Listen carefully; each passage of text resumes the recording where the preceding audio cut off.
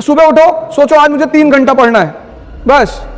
तो जब तुमने 3 घंटे का गोल बनाया और पढ़ गए 7 घंटा, कितना मजा आया उस दिन। जब तुम, अगर यहां कुछ लोग बाहर के होंगे तो जब तुम अपने घर जाते होगे छुट्टी में तो ये किताब लेके जाता होगा, घर चल रहे हैं और टाइम वेस्ट नहीं करेंगे, पढ़ेंगे बैठ के। और जब तुम घर पहुंचते हो तो तुमसे क्या कहता है कि यार कानपुर में तो पढ़ ही रहे हो। पता लगा जितनी किताब लेके गए थे बिना खुले सब वापस आई है। डिसिप्लिन एक ऐसी चीज है जो कष्ट से ही आती है। जैसे बैठ के मत पढ़ो, मैंने ये डाइस ले रखी थी, मैं इस पे पढ़ता था। इस पे नजर रखने के लिए एक डायरी बगल में रखनी है और उस डायरी को भगवान की तरह पूजा करो उसकी। तुम्हारा शेड्यूल नहीं टूटना चाहिए।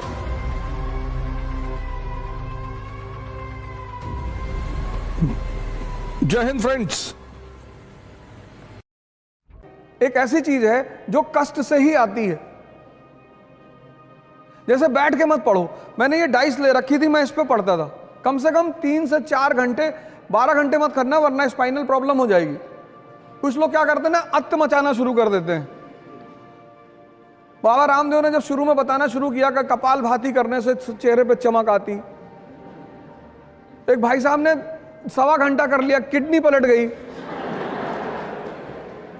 वो 2 महीने आईसीयू में रहे।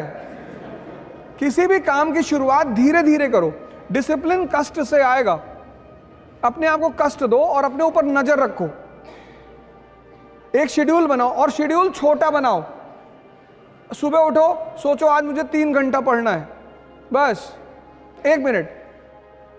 अब 3 घंटे का शेड्यूल बनाओगे तो तुम्हारा मन बगावत करेगा, कहेगा नहीं नहीं 3 घंटे का नहीं 10 घंटा। मन की आदत है बड़े बड़े प्लान बनवाना, करना कुछ नहीं। तुम अगर उसके नेचर को देखो, वो प्लान बनाने में कंजूसी कभी नहीं करता। यही तो उसका खेल है। कहेगा पूरा दिसंबर बैठ के पढ़ना है। जब तुम, अगर यहां कुछ लोग बाहर के होंगे तो जब तुम अपने घर जाते होगे छुट्टी में तो ये किताब लेके जाता होगा कि घर चल रहे हैं और टाइम वेस्ट नहीं करेंगे, पढ़ेंगे बैठ के। और जब तुम घर पहुंचते हो तो तुमसे क्या कहता है कि यार कानपुर में तो पढ़ ही रहे हो। पता लगा जितनी किताब लेके गए थे बिना खुले सब वापस आई है। अगर आज तुम्हें दौड़ने के लिए कहा जाए तो कितने किलोमीटर दौड़ जाओगी? 1। लेकिन क्या तुम्हारी क्षमता सिर्फ 1 किलोमीटर दौड़ने की है? नहीं,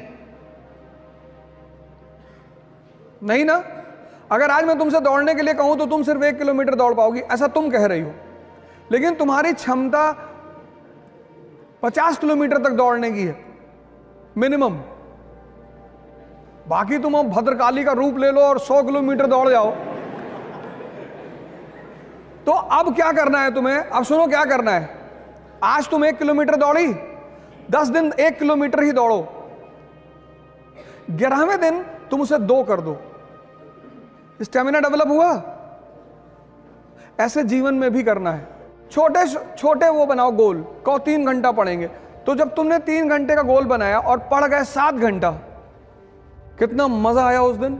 जब भी तुम अपने टारगेट से बढ़कर काम करते हो, उत्साह बढ़ता है। और जब भी तुम अपने टारगेट से कम काम करते हो, उत्साह घटता है। तो जब तुम 10 घंटे का टारगेट बना के सिर्फ 3 घंटे पढ़ते हो और ये प्रक्रिया 2 महीने चलती है, तो तुम डिप्रेशन के शिकार धीरे धीरे होने लगते हो। इसलिए कम टारगेट बनाओ और ज्यादा आउटपुट निकालो और कष्ट दो अपने आप को। वही मैंने तप शब्द का इस्तेमाल किया, क्योंकि वो तुम्हारी अचीवमेंट होगी, कोई कर नहीं पाएगा। इस पे नजर रखने के लिए एक डायरी बगल में रखनी है। ये सब चीजें मैंने अभी कहा ना कि कुछ लोग क्या करते हैं, पहले दिन सारी ताकत झोंक देते हैं, ताव में कोई काम नहीं करना है। सीखने में टाइम लगता है, चाहे वो साइकिल चलाना सीखना हो और चाहे पढ़ना सीखना हो। उस टाइम तुम्हें देना ही पड़ेगा। साइकिल चला लेती हो? पहले दिन चलाने लगी थी? नहीं। जब तुम सीख जाओगी, अब तुम सीख गई तो हाथ छोड़ के भी साइकिल चला रही हो। एक डायरी अपने पास रखो, उसमें अपना नाम लिख के अपना डेवलपमेंट ग्राफ बनाओ और उस डायरी को भगवान की तरह पूजा करो उसकी। तुम्हारा शेड्यूल नहीं टूटना चाहिए। जैसे आज तुम्हें मूवी देखने जाना है तो तुम जाओ, लेकिन कल अगर तुम्हारा मूवी का शेड्यूल नहीं है तो भगवान भी अगर उतर के तुमसे कहे मूवी देखना जाना है तो तुम्हें नहीं जाना है। इसलिए बचपन में स्कूल में हमें एक बड़ी प्यारी चीज मिली थी, डायरी। डायरी मतलब डिसिप्लिन। तो ये काम करो, डायरी बनाओ और अपनी स्टेमिना को अपने हिसाब से आगे बढ़ाते चली जाओ। सर, मेरा नाम लक्ष्य सिंह